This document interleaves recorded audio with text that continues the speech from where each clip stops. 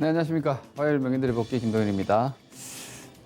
오늘 시장이 아침에 춤을 한번 췄어요. 그죠? 요즘 우리 시장이 지금 지난번에 미국 시장 급락하고, 2030포인트대를 일시적으로 한번 터치를 하고 나서, 뭐 계속해서 단기 변동성, 장중 변동성이 나오고 있어요. 오늘은 장 초반에 이제 미국 시장이 어제 상승 마감과 함께 상승세 출발을 했는데, 장중에 한 2% 정도까지 변동성이 나왔었죠. 이 부분 잠깐 일단 먼저 보고 오늘 종목들을 좀 많이 봐야 돼서 이 부분 위주로 좀 말씀드리겠습니다. 자, 이게 오늘 시장의 장중 등락이에요. 이게 이제 코스피 종합지수의 분봉이죠. 이게 오늘 보시다시피 상승 출발해가지고 한 10분 정도, 한 10분, 15분 강세를 보여주다가 폭포수 떨어졌죠. 쭉 떨어졌습니다. 이게 이제 그 나바로, 피터 나바로 백악관에서 이제 중국과 미국과의 무역 협상이 끝났다, 뭐 이런 표현이 나오면서 미중 합의 파기 우려감이 시장에 반영이 되면서 급락을 했어요. 장중 기준으로는 급락이 맞죠. 2160선에서 2110선까지 한 50포인트 정도가 장중으로 거의 그냥 수직 급하락을 했기 때문에 이게 이제 시장의 심리라기보다는요, 저는 이렇게 봐요. 이게 시장 심리가 뭐 취약하다 이런 게 전혀 아니고요. 코로나로 인한 뭔가 뭐 경기, 실물 이런 거 지금 재료 가치가 별로 없어요, 그죠? 왜냐면은 이걸 유동성으로 다 메꿔주고 있는 상황이라서 코로나 팬데믹, 2차 팬데믹 이런 건 이제 특별하게 재료가 저는 아니라고 봐요. 뭐 물론 메이저들이 그걸 또 써먹으려면 이후에 어떤 식으로는 단기적으로 써먹을 수 있을지 몰라도 중장기 구조적으로는 이제 코로나로 인한 팬데믹으로 인한 경기 불황 리세션에 대한 충격을 생각보다 빨리 호조시키는, 즉 완화하는 재료들이 계속 나오고 있단 말이에요. 어제 같은 경우는 미국의 중고차 판매량도 급증을 했어요. 예상보다 상당히 빠르게 많은 부분들이 개선되고 있어요. 특히 미국의 소매 판매 같은 것들이 서프라이즈하게 나왔다는 것은 이렇게 나오고 있는데 여전히 미국은 막 3만 명대까지 다시 또 확진자 수 나오고 있는데 그렇다고 해서 지난번처럼 완전히 락다운 할 수는 없어요. 이게 이제 뭐 전처럼 집에만 있어라 이런 구조도 아니고요. 경제활동 재개는 뭐 일부 주에서는 좀 늦추고 있긴 하지만 이건 큰 재료가 아니었던 거예요. 그러다 보니까 오히려 이제 무역 분쟁은 우리가 아시다시피 2018년도부터 해서 시장에서 워낙 오랫동안 경기 모멘텀을 약화시켰고 시장을 약화시켰던 재료이기 때문에 그 미중 무역 합의에 대한 1차 합의가 파기된다는 건 사실상 재료로 보면 되게 큰 악재인데 저는 이건 아니라고 봤어요. 왜냐면은 장중 기준으로 이렇게 떨어지더라도 이거는 뭐 해프닝으로 끝날 거다라는 장중 의견을 뭐 방송이 아니라 저희 회원분들께 드렸었는데 뉴스를 보신 분들 아시겠지만 중국이 이 미국산 제품에 대한 수입을 크게 늘렸어요, 지난달에. 이건 뭐예요? 1차 무역 합의안에 대한 이행 의지를 보였단 말이에요. 그런데 뭐 나바로의 발언은 인터뷰 도중에 나온 뭐 하나의 해프닝일 것이다. 저는 그렇게 예상을 했는데 뭐 결과적으로 그렇습니다. 그죠?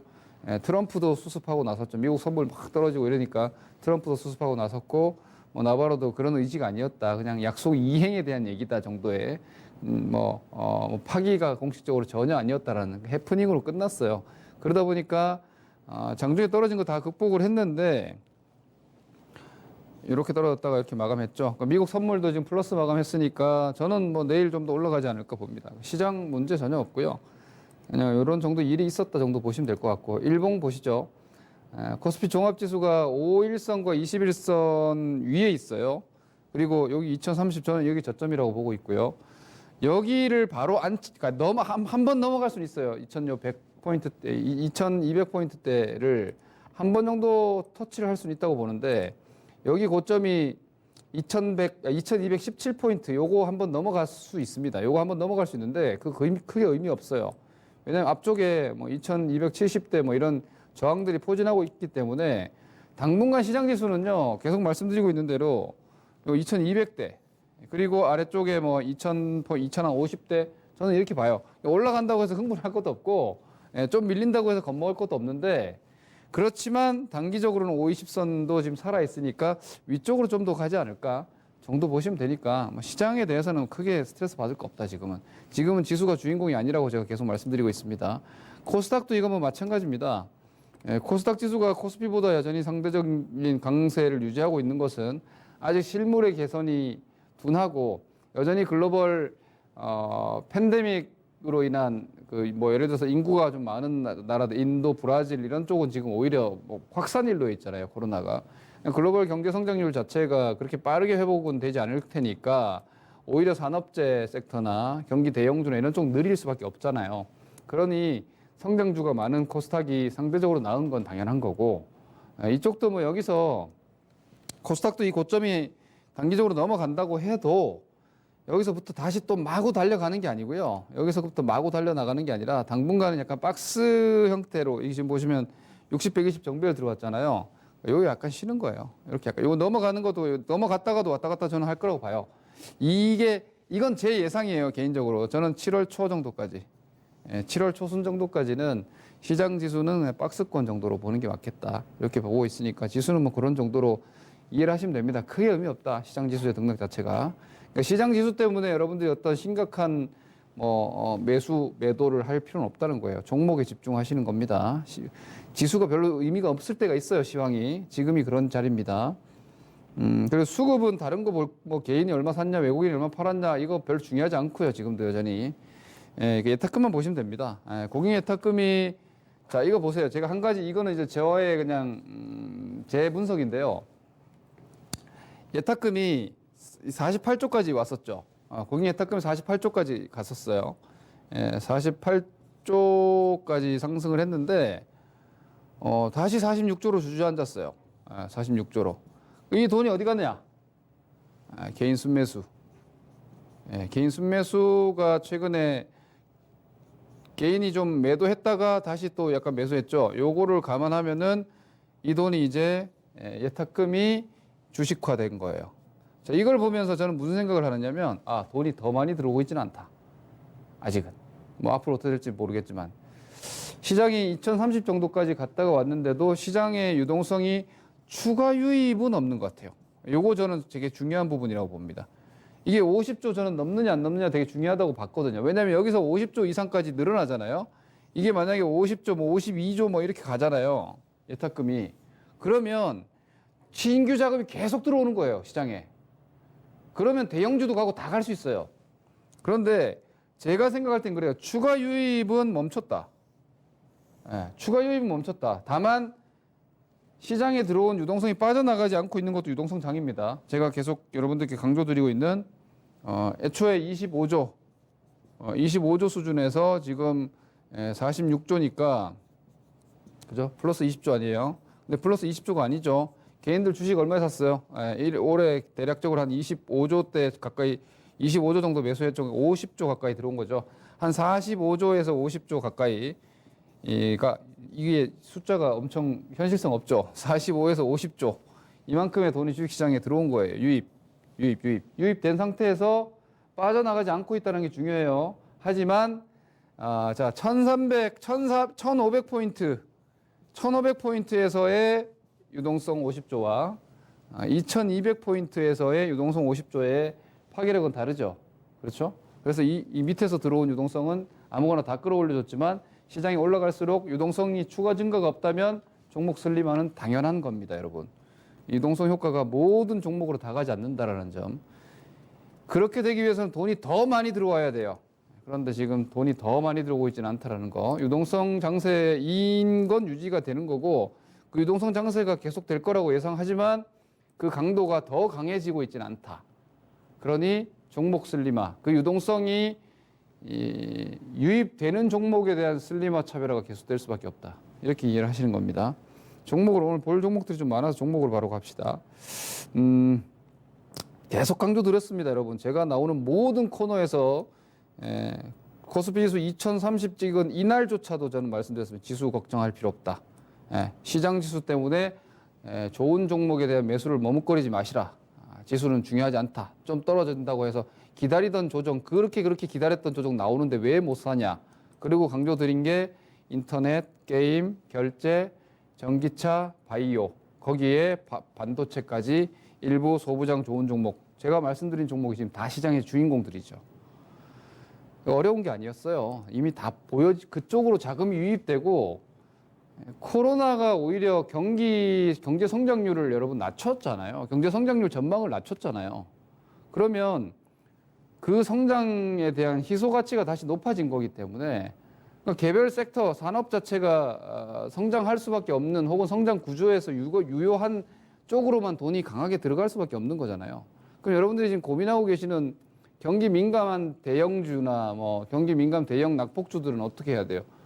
전략상 코로나가 종식이 되고 실제로 경제 성장률이 내년도에 기저 효과를 타면서 강하게 올라갈 때 그런 대형주들 장세가 되는 거예요. 그러니까 내년도는 대형주 장세가 될 거예요. 내년도는 대형 경기주가 와르르 올라오는 장세가 될 거니까 그때는 또 경기 민감 대형주 하면 되는 거예요. 그러니까 지금은 코로나로 인해서 오히려 경제 성장률이 약해져 있기 때문에 코로나임에도 불구하고 오히려 이 코로나가 수혜가 된 산업들 그로 인한 성장률이 유효한 종목군들만 계속 좋은 거예요. 그게 인터넷 보시다시피 뭐 카카오나 네이버 같은 종목들, NC소프트 같은 종목 많이 올랐는데 네이버, 카카오, NC는요.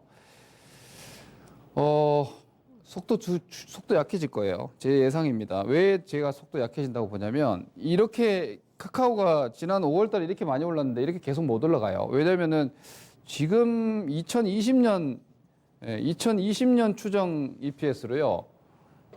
카카오가 오늘 아침 주가로 제가 대충 계산을 해보니까 이게 한 75배 정도까지 나오더라고요. 멀티플 P 기준으로. 근데 지금 아마존이랑 페이스북이 80배 정도 나올 거예요. 얘네가 100배 가면 이것도 90배 갈 수 있어요. 근데 얘네가 지금 멀티플 80배 수 때면 오를수록 압박이 생겨요. 밸류에이션 압박이. 이건 이제 절대적인 밸류가 아니라 상대적 밸류 얘기하는 겁니다. 이게 비교 대상은 일단 미국 아마존, 페이스북 이런 주식을 봐야 되니까.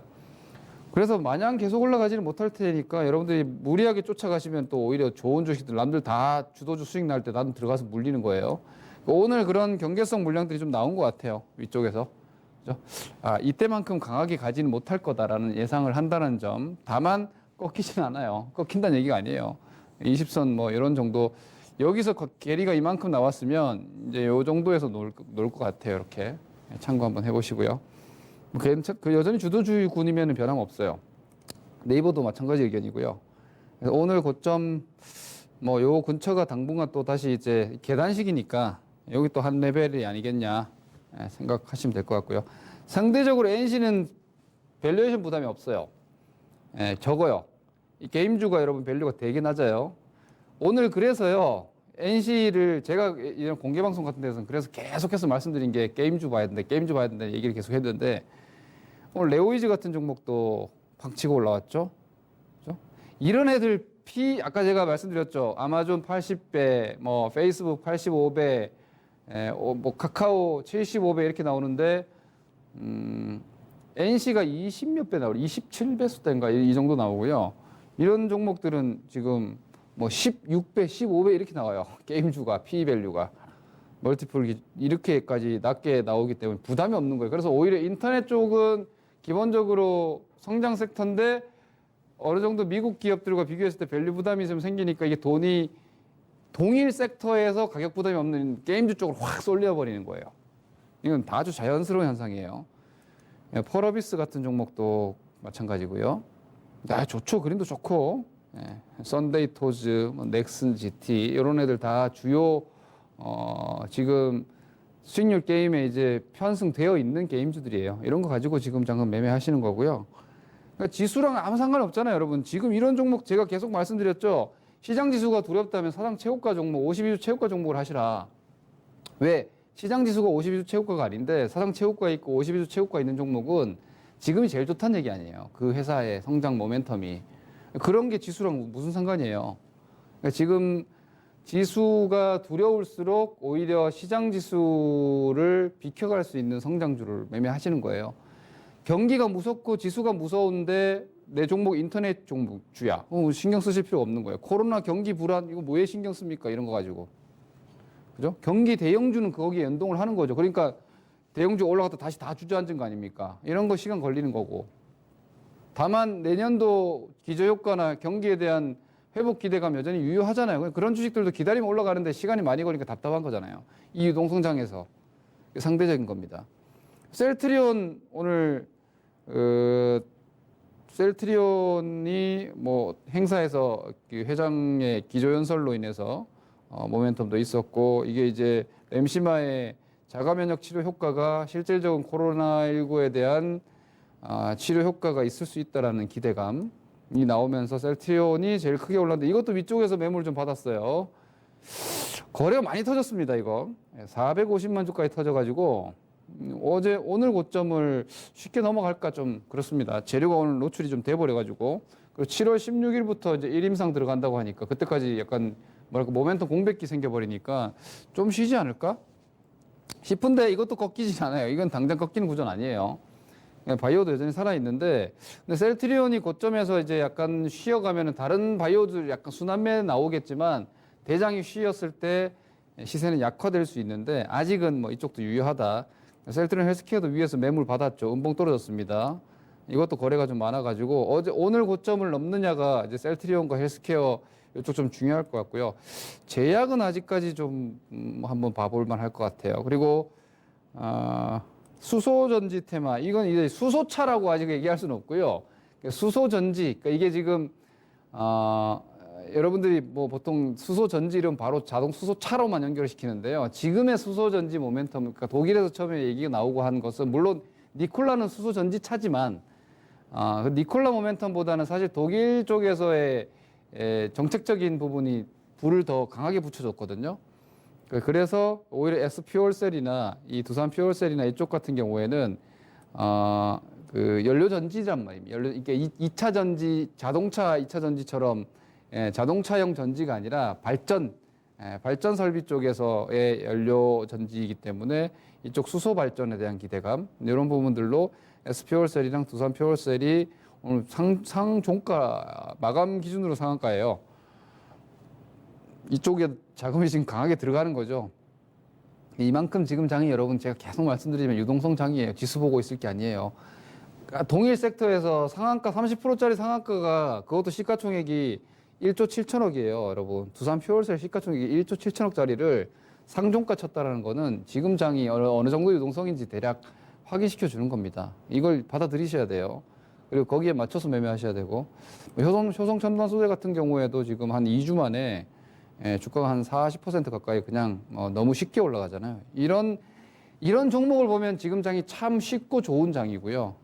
또 답답한 종목들, 이러한 그 유동성에 편승되지 못한 종목은 참 힘든 장이에요.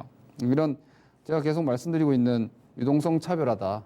유동성이 들어갈 수 있는 쪽, 성장 모멘텀이 있는 쪽에서만 지금 수익률 게임이 진행되고 있고, 나머지는 내년까지 봐야 되는 장이에요. 이 이원화된 시장을 여러분들이 잘 이해하셔야 되고, 반대로 이제 이런 거죠. 나는 성향상 난 저런 주식 죽어도 못해. 올라가는 종목 따라갈 수도 없고 따라가지도 못하고, 샀다가는 손해보고 다 팔고 막 무서워서 못할 것 같아. 그럴 수 있습니다. 그건 투자 성향이에요.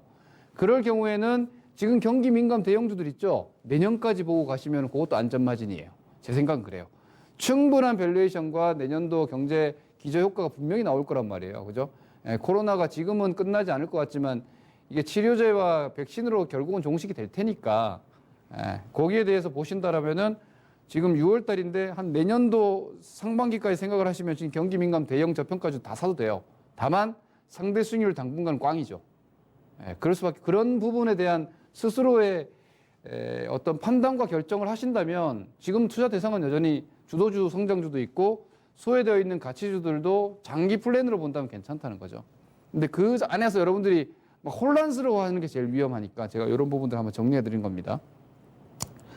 저 같은 경우에는 뭐 아시다시피 지금 주도주 수익률 게임을 적극적으로 하고 있고요. 왜냐하면 지금 열심히 움직이는 매매자는 너무 좋은 장이거든요. 이런 부분들 여러분들이 계속 주간 위클리로 점검을 하시고요. 2차 전지 오늘 조금 쉬었는데 아무 문제 없습니다. LG화학이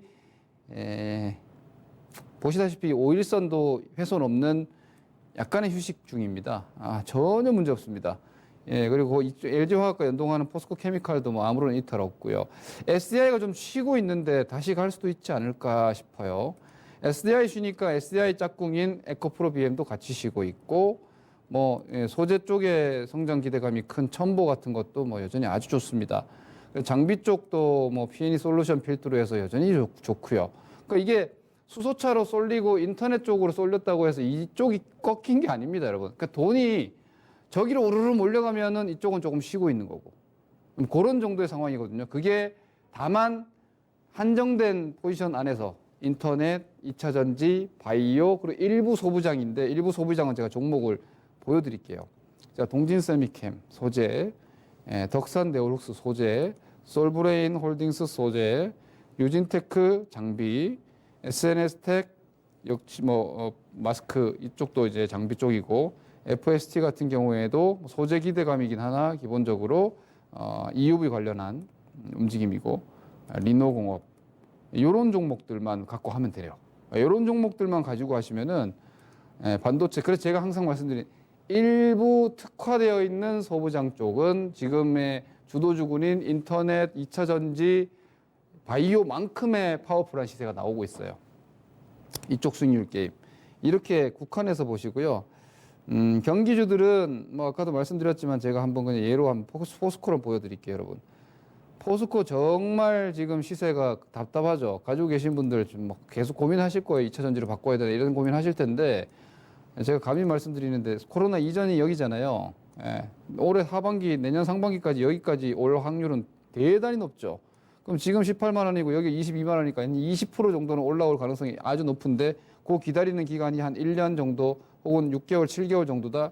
근데 기대 수익률 20%다. 오케이. 그렇다면 사도 됩니다. 그렇다면 이런 거 사도 됩니다. 남의 주식 보면서 배 아프지 않고 이거 내 주식만 보고 기다릴 수 있다. 안정적인 우량주 좋다. 이런 종목 사셔도 됩니다. 다만 단기 상승 수익률 게임에서 소외돼 있을 뿐이다. 이런 정리를 좀 하셔야 됩니다. 시황 전략적으로 좀 마무리하면요.